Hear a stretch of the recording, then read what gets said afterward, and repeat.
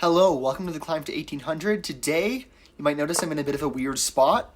Let me rearrange this camera because I do not have my normal setup. I'm actually playing on my iPad, so please ignore the weirdness with today's setup. I'll be back tomorrow. But anyway, we are playing against an 1821, and for some reason I can't put my camera in the middle of the screen, so it's going to have to be down here. Sorry if that's a little bit annoying, but I'm at 1669 right now. Anyway, we are up against the Open Sicilian, it looks like so far. And, you know, nothing crazy yet. We're playing an 1821, though. Probably should have checked out their profile before playing, but I'm going to assume the best. And now, A4. Okay, this is in my prep, but I don't remember it, because this is not the most common move. I believe that E5 though is the main move.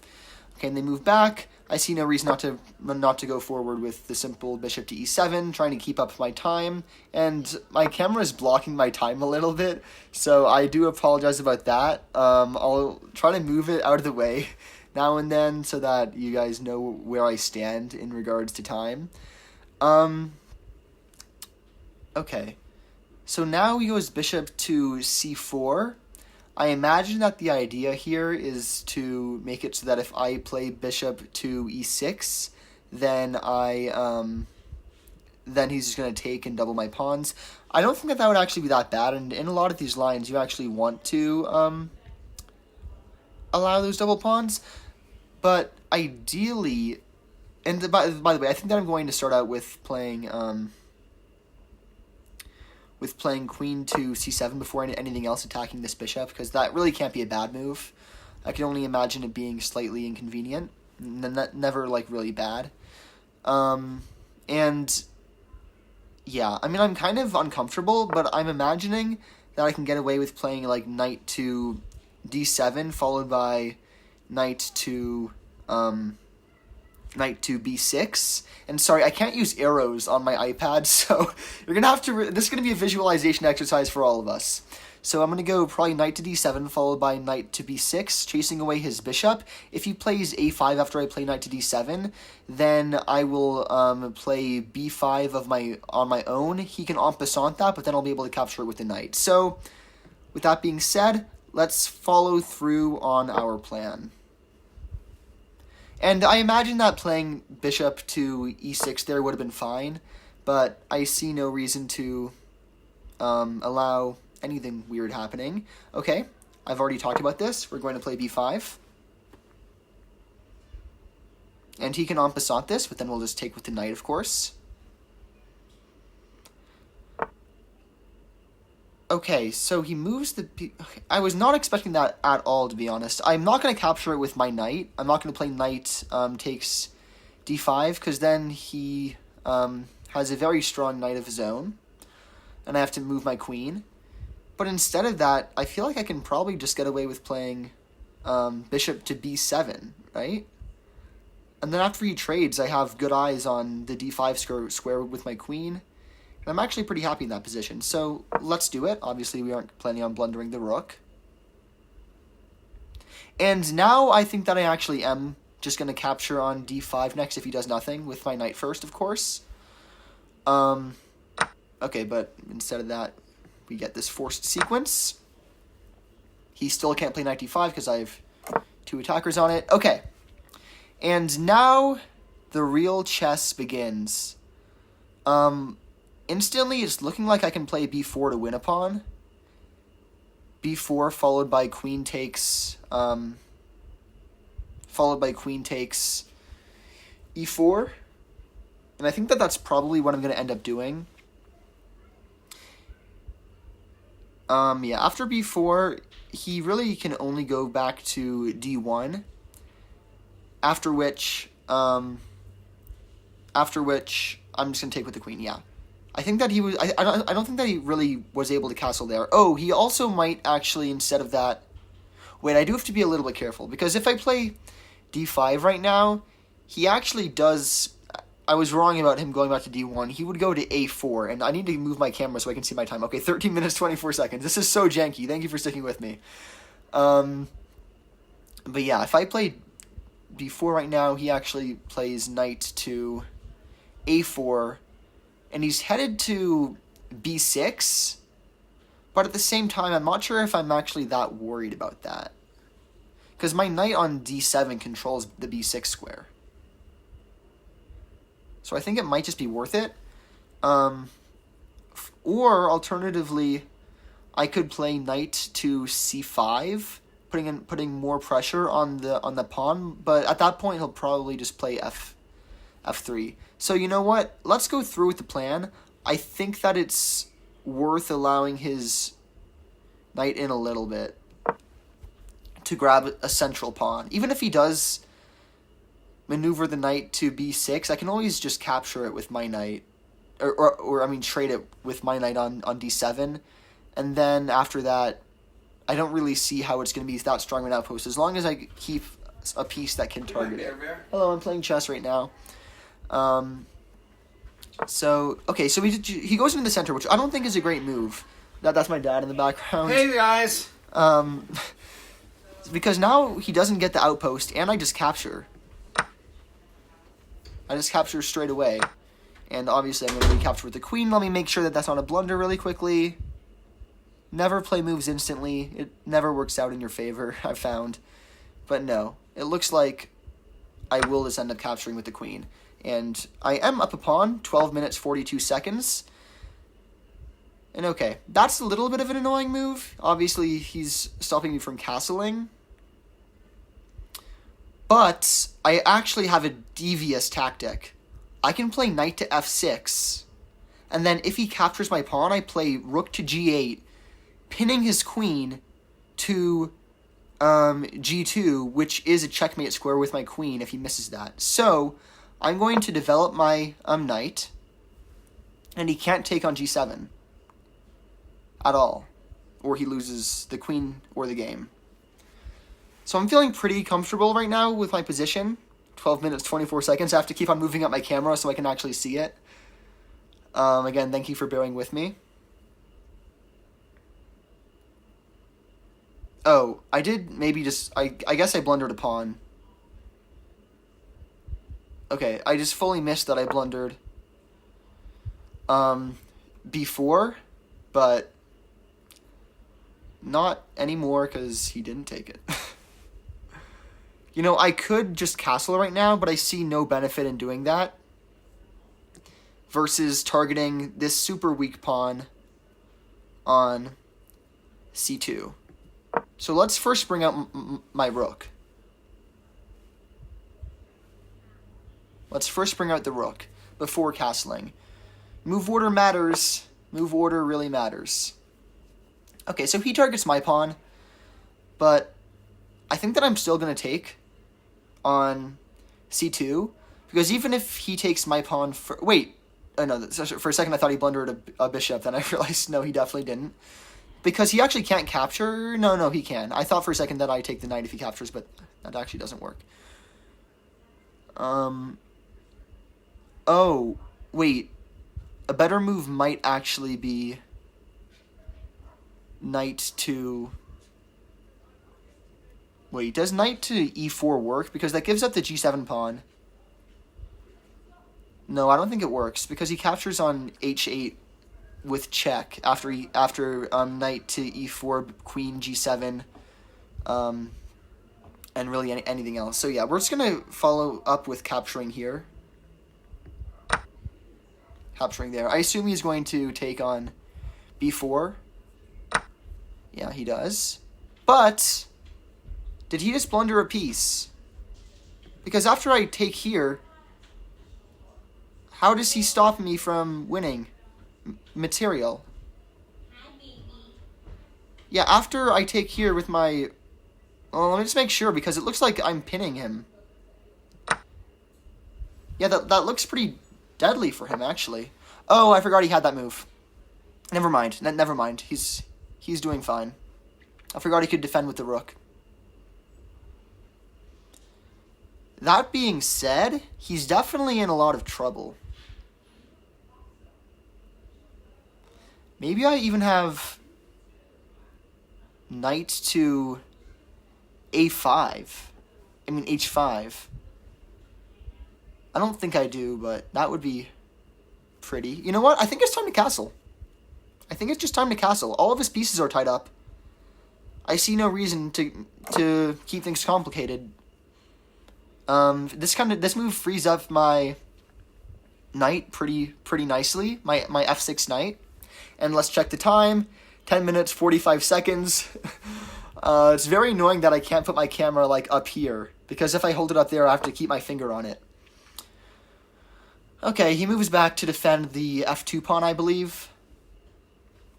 Oh, no, he does it because now I have rook to b8. If he doesn't do that, at least. But I think that I still play rook to b8. I think I still play it. Or I try to kick out his queen. Oh, yes. Okay, I found a winning tact series of moves, I think. Or actually, is it winning? I think it might be winning. Knight to e4. And then if I can, oh no, what am I talking about? I thought for some reason I thought I could teleport to e2, but that's not going to happen. I thought I could go knight e4 to knight e2. Never mind. But I think that I still want to bring out my rook. So let's just do it. He's going to have to move his knight somewhere now. He moves it back there. Makes sense.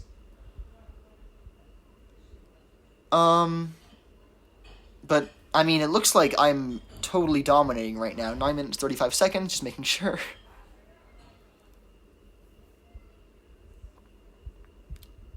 And after I play...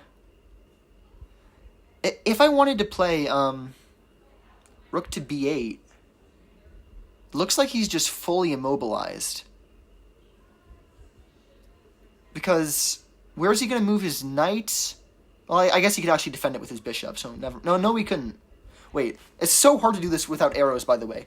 Rook to b8. He can either play queen to e3 to protect it, which I think I would follow up with knight to g4. Or he can move his knight to d3, but that loses after I play rook to b3. Okay, yeah, I'm pretty confident that this is the right move. So let's play it.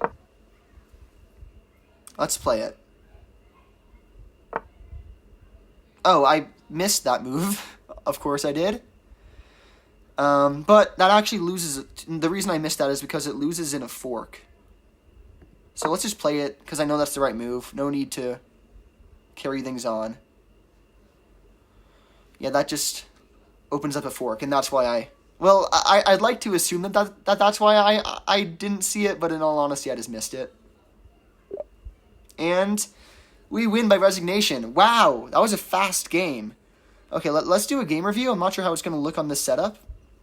But, I mean, that was a no-joke opponent. That was an 1800, and we played with 91% accuracy. I don't know where I'm going to move my camera, because I need to press the forward button. Okay, let's... Oh, yes, I can reach it. Okay. By the way, what you see with my camera placement is what I see right now, so I have to kind of move my fingers around the camera. So all of this is correct. Takes, knight to f6, knight to c3. This is just the Najdorf, then a4. I knew that e5 was my move, but I didn't remember anything after it, so I was kind of going off book. I knew that bishop e7 is pretty typical, though. Then queen to c7 is fine. I imagine that I can just play bishop to e6, though. Yeah, bishop to e6 is best. I was just nervous about doubling the pawns. I really didn't have to be, though, and I said that in the game, so I don't know why I still was. Okay, knight to b7 was a mistake. Why? What? Wait, I'm going to try to see what I missed. Oh, I missed bishop to g4. I know because it says I overlooked to develop tempo on the queen. But what I don't get is, doesn't he just play, where's the analyze button? Doesn't he just play, after bishop to g4, doesn't he just play knight to f3?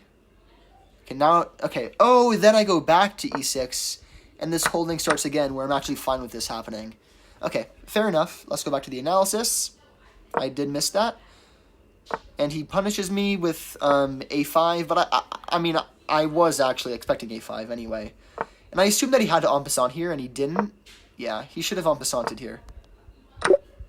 But my plan was this. My plan was then to take with the knight if he en passanted. Then, why is this... Oh, because I literally miscounted. He can just take this pawn. And then after, and then say bishop takes, just rook takes, and then obviously, and then queen takes, and I'm just losing material. Obviously, I wouldn't capture there. I would probably, I hope I would castle. That's what the computer is telling me I should do here. But anyway, yeah, I totally missed that. So, unfortunate, but my opponent missed it as well, which does make my position quite good. I should have just moved my rook, I guess, but I didn't like keeping the bishop there, honestly. So even though it's an inaccuracy, I definitely felt more comfortable with it. And now he castles, but he just forgets that he blunders a pawn, I think, after b4. And yeah, so this happened. Sorry I'm going a bit fast. Dinner's pretty soon. This is, if you couldn't tell, this is very on the run, this recording. Then I play knight to f6. I totally forgot that he could just take on b4, and I think he did too. Yeah, I mean, he literally just had to take here, and he was winning a pawn.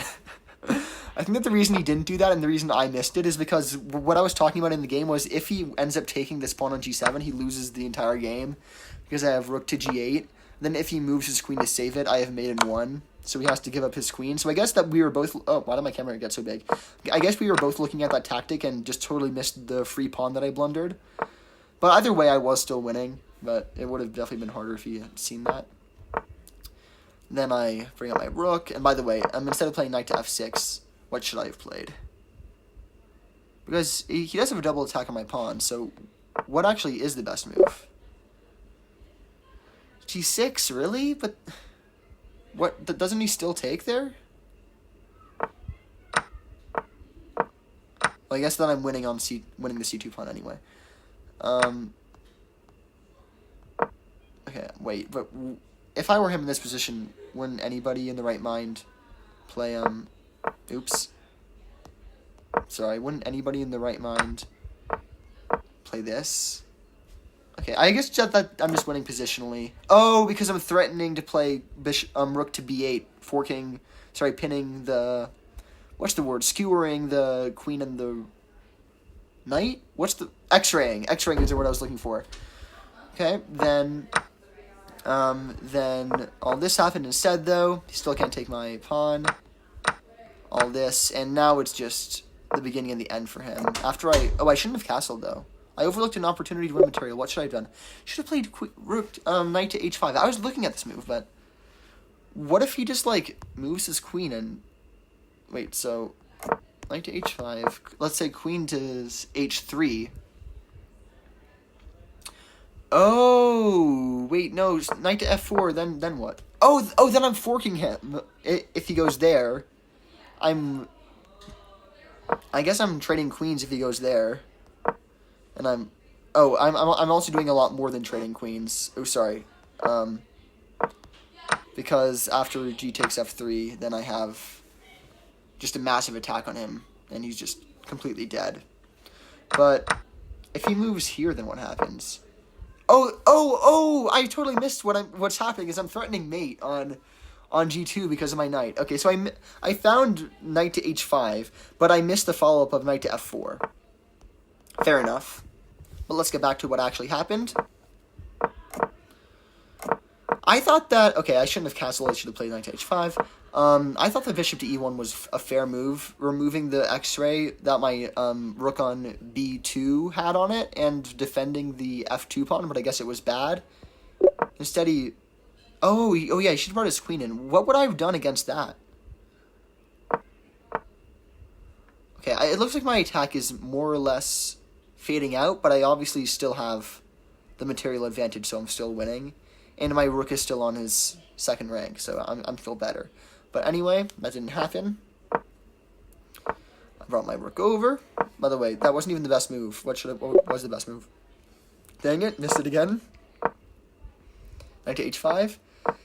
But this is all fine. I'm very glad that I found rook to b1. And then he just blunders the fork, and then he resigns. By the way, it's worth mentioning that... oh,